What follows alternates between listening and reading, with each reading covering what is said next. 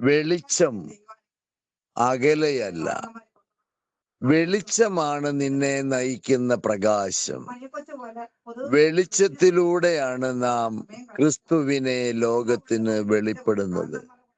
ലോകത്തിന്റെ പ്രകാശമാണ് ക്രിസ്തു എന്ന് അവിടുന്ന് തന്നെ വെളിപ്പെടുത്തി. ഞാൻ ലോകത്തിന്റെ പ്രകാശമാണ്, അന്ധകാരം നിങ്ങളെ കീഴ്പ്പെടുത്തത്തക്ക വിധം പാപം നിന്റെ മർത്യ ശരീരത്തിൽ ഭരണം നടത്താതിരിക്കട്ടെ. ആമേൻ. Praise the lord. വെളിച്ചം, ക്രിസ്തു ലോകത്തിന്റെ വെളിച്ചം, അത് ആത്മാവിന്റെ വെളിച്ചമാണ്. യേശു ലോകത്തിന്റെ ആത്മാവാണ്. ക്രിസ്തു ആകുന്ന ദൈവം, ക്രിസ്തുവാകുന്ന ദൈവം തരുന്ന വെളിച്ചമാണ് നിത്യജീവന്റെ വെളിച്ചം. അപ്പൊ നിത്യജീവന്റെ പ്രകാശം നമുക്ക് തരുന്നത് യേശുവാണ്. യേശുവിന്റെ പ്രകാശമാണ് നിത്യജീവൻ. ഈ നിത്യജീവൻ നമുക്ക് ലഭിക്കുന്നത് യേശു ക്രിസ്തുവിൽ നിന്നാണ്. അതുകൊണ്ടാണ് വിശുദ്ധ വചനം പറയുന്നത്, യേശുവിനെ അറിയുക എന്നതാണ് നിത്യജീവൻ. Price the Lord. അപ്പം ക്രിസ്തു ആകുന്ന പ്രകാശം ആത്മാവിൻ്റെതാണ്. യേശു നമ്മുടെ ആത്മാവിന്റെ പ്രകാശമാണ്. ദൈവം നമ്മളിൽ നിന്ന് ദൈവത്തിന്റെ വചനം പുറപ്പെടുന്ന ദൈവമക്കളാകാൻ, അപ്പൊ നമ്മൾ ദൈവമക്കളായി തീരാനുള്ള പ്രകാശമാണ് പരിശുദ്ധാത്മാവ് നമുക്ക് തരുന്ന ജ്ഞാനം.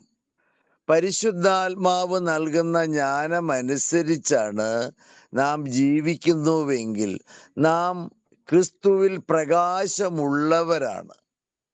അന്ധകാരത്തിലല്ല നാം ജീവിക്കുന്നത്, നിത്യപ്രകാശത്തിലാണ്. അതുകൊണ്ടാണ് യേശു പറഞ്ഞത്, ഞാൻ ലോകത്തിന്റെ പ്രകാശമാണ്. അന്ധകാരം നിങ്ങളെ കീഴ്പ്പെടുത്താതിരിക്കാൻ നാം യേശുവിൻ്റെ പ്രകാശം ആത്മാവിൽ ധരിക്കുന്നതാണ് ദൈവ പ്രകാശം. Price the Lord. അപ്പം ദൈവത്തിന്റെ പ്രകാശം യേശു ക്രിസ്തു വഴി നമുക്ക് ലഭിച്ചത് വചനത്തിലൂടെയാണ്. അപ്പൊ നമുക്ക് ലഭിക്കുന്നത് വചനമാണ് ആദ്യം. അപ്പം വചനം നമ്മൾ കേട്ടുകൊണ്ട് അത് ഹൃദയത്തിൽ ഗ്രഹിച്ച് വചനത്തിന്റെ പ്രകാശത്തെ അല്ലെങ്കിൽ യേശുവിനെ രക്ഷകനായി ഹൃദയത്തിൽ സ്വീകരിക്കുമ്പോഴാണ് നാം രക്ഷ പ്രാപിക്കുന്നത് ദൈവവചനത്താൽ. ദൈവവചനം ആരുടെ അടുക്കൽ ചെല്ലുന്നുവോ അവരെ ദൈവങ്ങളെന്ന് വിളിച്ചു എന്ന് നിങ്ങളുടെ നിയമത്തിൽ എഴുതിയിരിക്കുന്നത് ശരിയാണെന്ന് യേശു മുദ്ര വെച്ചു. യേശു മുദ്ര വെച്ച എല്ലാ വചനങ്ങളും സത്യവചനമാണ്, ദൈവവചനമാണ്. Praise the lord. ഇപ്പം ദൈവത്തിന്റെ വചനം, ആത്മാവിന്റെ പ്രകാശം, ജീവന്റെ വചനം.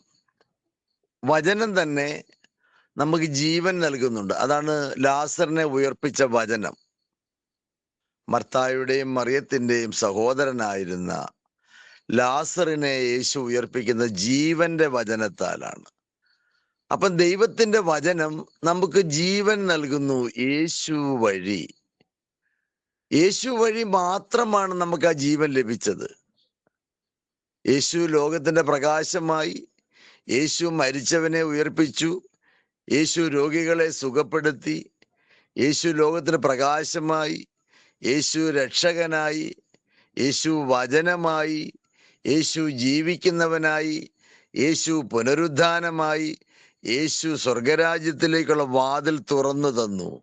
അപ്പം ദൈവത്തിന്റെ വചനം യേശു വഴി മരിച്ചവനെ പോലും ഉയർപ്പിക്കുന്ന നാമമാണ് യേശുവിൻ്റെ നാമം. Price the Lord. അപ്പൊ യേശുവിനെ നാം ഹൃദയത്തിൽ സ്വീകരിക്കുന്നത് പുനരുദ്ധാനത്തിന്റെ ആത്മാവായിട്ടാണ്. യേശു പറയുന്നു, ഞാൻ പുനരുദ്ധാനവും ജീവനുമാണ്. അപ്പം മരണമില്ലാത്ത ദൈവാത്മാവ്, മരിച്ചവനെ ഉയർപ്പിക്കുന്ന യേശുവിൻ്റെ ആത്മാവ്. എന്താണ് ഈ ആത്മാവ്? ജീവന്റെ വചനത്തിൽ നിന്ന് പുറപ്പെട്ടതാണ്. ജീവന്റെ വചനമാണ് ഈ സ്പിരിറ്റ്. ഹോളി സ്പിരിറ്റ് എന്ന് പറയുന്നത് ജീവന്റെ വചനമാണ്. അപ്പൊ ജീവിക്കുന്നവരുടെ ഇടയിൽ പോയി നമ്മൾ പറയേണ്ടത് ജീവിക്കുന്ന ദൈവത്തെ പറ്റിയാണ് സംസാരിക്കേണ്ടത്. അതാണ് സുവിശേഷം, ദൈവശക്തി. നിങ്ങൾ ലോകമെങ്ങും പോയി എൻ്റെ വചനം സൃഷ്ടികളോട് സുവിശേഷമായി പഠിപ്പിക്കുവിൻ. പോകും വഴി നിങ്ങൾ ആരെ അഭിവാദനം ചെയ്യരുത്. നിങ്ങൾ ഏത് ഭവനത്തിൽ പ്രവേശിക്കുന്നോ അവിടെ സമാധാനം നൽകുവിൻ. അവിടെയുള്ള രോഗികളെ സുഖപ്പെടുത്തുവിൻ. അവർ നിങ്ങൾക്ക് തരുന്നത് നിങ്ങൾ ഭക്ഷിക്കുവിൻ. അവരോടൊത്തുകൂടി വസിക്കുവിൻ. നിങ്ങൾ പോയി തിരിച്ചവിടെ തന്നെ വന്ന് ഉറങ്ങുവിൻ, അല്ലെങ്കിൽ കിടക്കുവിൻ. നോക്കൂ, യേശു എത്ര അനുസരണയോടെയാണ് തൻ്റെ ശിഷ്യന്മാർക്ക് ഉപദേശങ്ങൾ നൽകിയത്. വളരെ വിനയമുള്ള ഉപദേശം, സത്യമായ ഉപദേശം, ദൈവത്തിൻ്റെ വചനത്തിൻ്റെ അറിവ്, ജ്ഞാനത്തിലുള്ള വിവേകം, സ്നേഹത്തിലുള്ള പെരുമാറ്റം, സത്യത്തിൻ്റെ വഴി. ഇതായിരുന്നു ക്രിസ്തുനാഥൻ. ഇതൊരു ക്രിസ്ത്യാനിയുടെ മനോഭാവം അല്ല. ക്രിസ്തുവിൽ ജീവിക്കുന്നവർ ക്രിസ്തുവിൻ്റെ മനോഭാവം ധരിക്കുമ്പോൾ അവൻ സ്നേഹത്തിൻ്റെ മനോഭാവത്തിലൂടെ എളിമയുടെ നാവിൽ നിന്ന് പുറപ്പെട്ട സംസാര രീതിയാണ് ദൈവത്തിൻ്റെ വചനം. എളിമയാണ്, സൗമ്യമായ പെരുമാറ്റം, സൗമ്യമായ മനോഭാവം, എളിമയുടെ മോഹം, സ്നേഹം, സ്വാർത്ഥതയില്ലാത്ത സത്യത്തിലൂടെ നയിക്കുന്ന ദൈവസ്നേഹമാണ് യേശു. Praise the Lord.